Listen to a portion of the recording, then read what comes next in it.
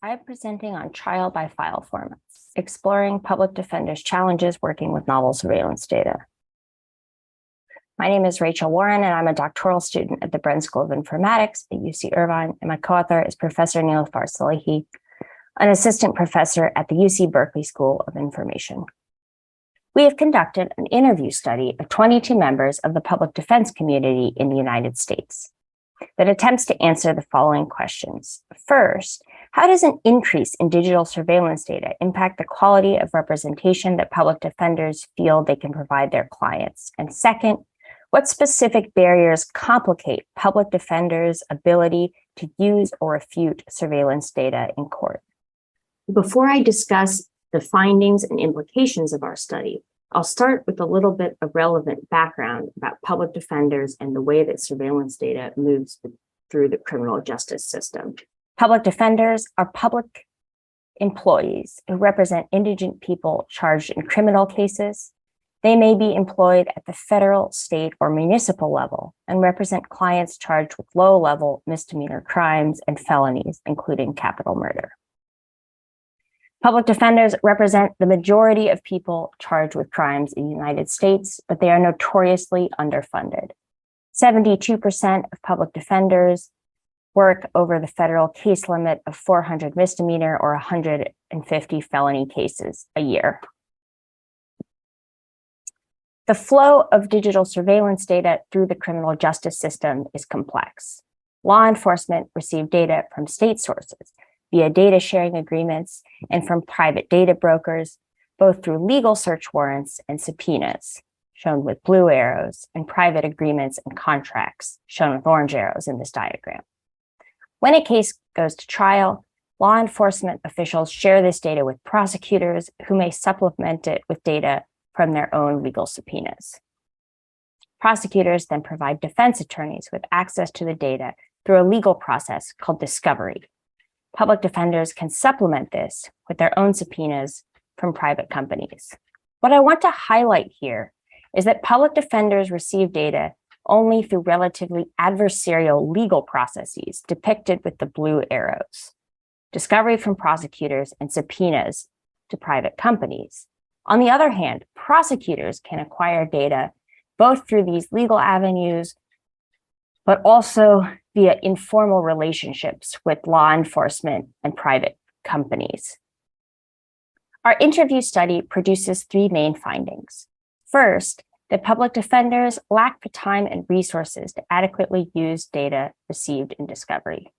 Second, the structure of the criminal justice system systematically disadvantages public defenders. And thirdly, that legal structures, including privacy laws, often deny public defenders access to data and the means of interpretation that are available to law enforcement. Our participants were unequivocal that spending time reviewing evidence improved their likelihood of winning cases. Usually, discovery would be received from prosecutors as raw data, like body camera footage, social media reports, or forensic analysis, and a summary, such as a police report or lab analysis. Public defenders uniformly felt that these reports and summaries could be untrue, and that they must re-examine that raw data to craft their own story. Most participants describe being unable to examine this high volume of data due to a lack of time and money. However, in some cases, defense counsel also lacked the specific technical resources to process data or the funds to hire experts. Our participants described receiving hundreds of hours of unlabeled video clips in formats that they couldn't use, 25,000-page unstructured PDFs, and spending hours trying to convert videos or documents from one format to another. Public defenders are not just resource constrained, but structurally disadvantaged. I want to illustrate these structural disadvantages with a case study from public housing in San Francisco. There, public housing is equipped with surveillance video in all public spaces provided by a company called Watchtower, which has a data sharing agreement with police. Police can call Watchtower Security on a dedicated 24-hour hotline to request data about any incident. The company will then provide police with a highly edited video montage of the incident as police describe it. If the incident is implicated in criminal charges, law enforcement will share the edited video montage with prosecutors. Prosecutors are required to deliver this video montage to public defenders as discovery. Thus, the surveillance video enters the public defense office after passing through 3 sets of adversarial hands: the private company, the police, and the prosecutor's office. In order to get the raw video footage, public defenders could theoretically subpoena it and then re-edit it to tell a different narrative. In practice, they rarely have the resources to do so. A related challenge is that public defenders lack the legal tools to enforce subpoenas. When asked if legal or technical hurdles prevented him from getting full access to social media data, a public defender blurted out, "It's not privacy laws or technical hurdles, it's Facebook being dicks. They will provide all this information to law enforcement without a warrant, but they just won't respond to our subpoenas very often." Privacy laws often include broad exceptions for law enforcement without corresponding carve-outs for defense counsel. For example, defense counsel can only subpoena their client's social media data, not the data of anyone else who might have exculpatory information. Our findings indicate that privacy laws have backfired in some more subtle ways as well. Laws that require search warrants for law enforcement to see data have been heralded as privacy wins. However, private companies are, as some of our interviewees who work responding to subpoenas confirmed, more anxious to respond to law enforcement search warrants than public defender subpoenas, believing them to reflect a greater degree of legal urgency. Our findings thus have 3 categories of implications: for technologists, policy, and on a larger discussion of privacy.